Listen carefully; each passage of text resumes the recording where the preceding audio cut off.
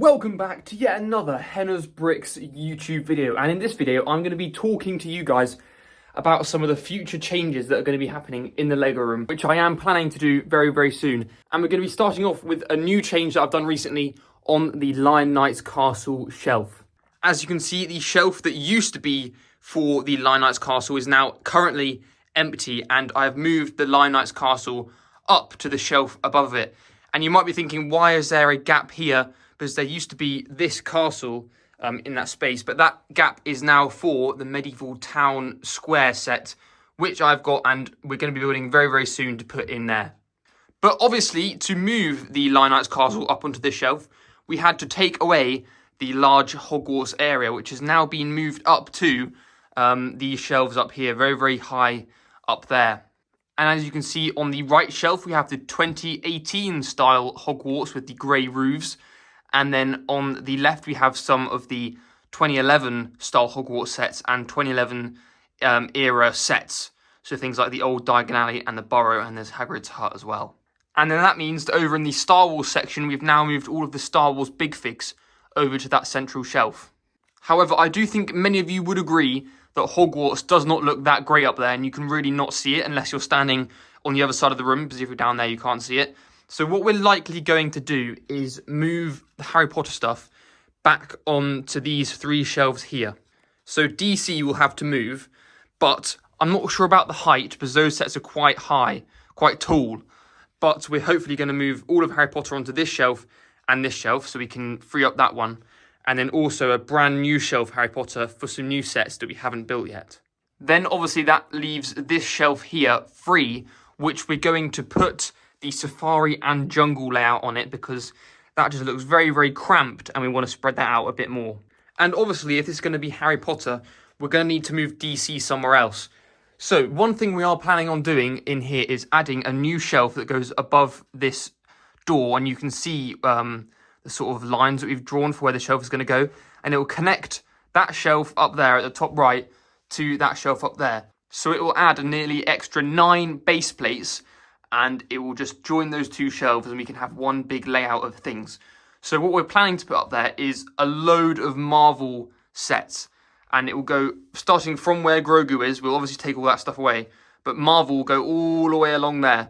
So currently Marvel is on 5 shelves, and those are all 5 base plates by 2 base plates deep. So what we're planning to do is change that so that the Marvel is instead on those 3 shelves. We're going to move the Ninjago stuff, and then Marvel will also be going all the way along the top. And that means that we'll have space on those 3 shelves there for DC and potential for something else. Because I don't think DC can take up all 3, but it's currently taken up 2. So we can have 2 for DC and 1 more for something else, but we do not know yet. And it could be a chance for us to put a different layout, such as the racetrack, which you can see below Geonosis there, because what I want to do with another one of these large 3x4 base plate shelves is have another big clone battle, because I've already got this general sort of phase 2 clone battle, no specific planet, and then I've got Kashyyyk above that, and then we've also got the Geonosis shelf. So what I want to do on the racetrack is then put a Clone Wars phase 1 battle, possibly based around Kamino, on that shelf, because I think that will look really nice. So obviously if we move Hogwarts back over there, and then we can move the big figs back to where they were here, because you could see them much easier up there. And then if that whole Clone Wars shelf moved down here, we would then have 2 completely empty shelves in the Star Wars layout. So then what I'd probably do to fill up those shelves is move this Kenobi/Solo shelf down here right up to the top. You won't be able to see it that much, but it doesn't really matter. And then I'll be able to expand these Mandalorian and Ahsoka and Rebels shelves all the way along here, because they are going to be releasing more Mandalorian, maybe not Mandalorian, but definitely Ahsoka sets, which I want to get and need space to expand. So what I think I might try and do today is see if the very tall observatory, which is that tower there, fits in one of these shelves here, because hopefully it does. It might mean that I have to take the very top of it off, but I don't think that matters very much. But ideally, I want to get as much Harry Potter as I can on these 3 shelves. And then by making good space for Harry Potter, it means I'll have space to fit lots of these large sets, such as the big Diagon Alley, and there's some big, very big Hogwarts sets in there as well. And hopefully there is already space to fit in the Medieval Town Square and Rivendell into the Lego room, so we're going to get building them very soon. So I've just done some measuring, and that shelf up there is actually 39 centimetres high, and this shelf here is 42, so I can actually get as much Hogwarts as I need to on this shelf here, and then I can have Harry Potter and Harry Potter on those two. But I'm just going to temporarily move Hogwarts back onto this one, I think. But what I want to try and do today is get to the point to where I can start building a sort of Kamino area, because I really want to do that. But I'm going to need to move the race track first. So I have just moved a bunch of random Harry Potter stuff onto the shelf below the Lion Knight's castle, and I still haven't moved that yet, but I am going to do that maybe in the next few days, but not in this video. And that means I have now moved Jungle up onto the shelf above the Lion Knight's castle. So as you can see, there's now a spare shelf where Jungle was. But the problem is, as you can see, it doesn't really fulfill the shelf height that much because it is quite a low display. If you look, I haven't really sorted it out, but I was able to add in the new set, which I got recently, which came with the tiger, which is very, very nice. But yeah, I'm not sure if I want to keep it on this shelf just because it doesn't take up the whole height space.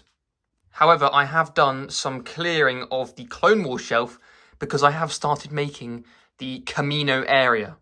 I will go and show you Kamino in just a minute, but I want to see the racetrack because I need to fit it on that shelf over there, which is a 2x4 shelf. So there's 8 base plate space on there. And obviously I want to get the racetrack on there, which is 6 base plates.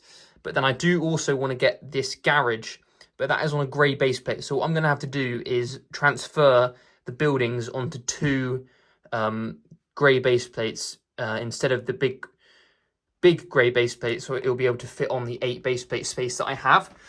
But anyway, I'm now going to go and show you guys the Kamino area that I've been working on. But just before I go back up to where I've got Kamino being constructed, I want to take this Republic frigate off of the episode 1 shelf because I want to put that in Kamino. I haven't taken this set off of the shelf for about a year, and it's actually such a nice set. I'm going to get it dusted and I'm going to take it up to Kamino. I'm going to show you guys Kamino as well. But this does mean I've now got a big space in the episode 1 shelf. However, I am planning to move episode 1 down to this shelf so I can spread it out a bit more and I'll be able to see it a lot better. But that's coming soon. Not doing that quite yet. Okay, so here is the Kamino area that I've been working on. Luckily, the Republic frigate does fit. And basically, it's just an area to have all of my Phase 1 Clone Wars, Clone Troopers and minifigures and a few ships. So you can see the Bounty Hunter ship. There's a Jedi one, the Republic frigate, and you can also see Sacy Tin's Jedi Starfighter.